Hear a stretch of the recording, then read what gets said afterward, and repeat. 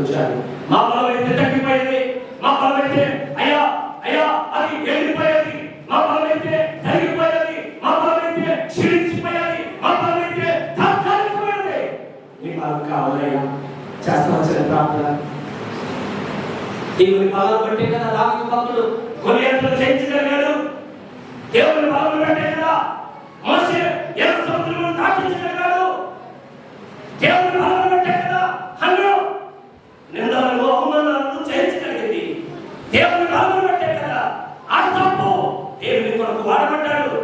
దేవుని బలం బట్టే కదా హబక్కూకు ఎన్ని సమస్యలు వచ్చినా ఉన్న లేకున్నా ప్రభు కొరకు నిలబడిపోయాడు.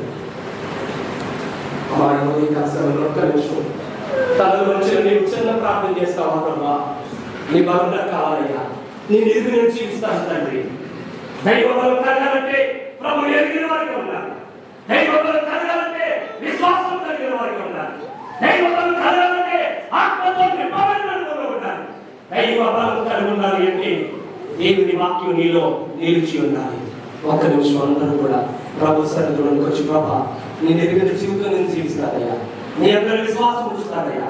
ఈ కోరికలో నీ ఆత్మతో నువ్వు నింపండి, నీ శక్తితో నింపండి అయ్యా. నీ వాక్యంలో ఉంచుకుంటాను, ధృవీకరించాను, చాలు దేవుని వాక్యాన్ని నిర్వహించాను, దేవుని వాక్యాన్ని నిరాకరణ చేశాను.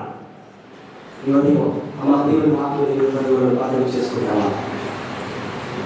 ప్రభు సాక్షి చేతులతో నేను చూస్తున్నాడు. ఒక్క నిమిషం అందరూ కూడా సాక్షి చేతులతో ఎదురు చూస్తున్న ప్రభుకి కృతజ్ఞతాస్తోత్రాలు చెల్లిస్తున్నాం. స్తోత్రమునైనా స్తోత్రమునైనా నీకు సాక్షి చేతులతో చాచిన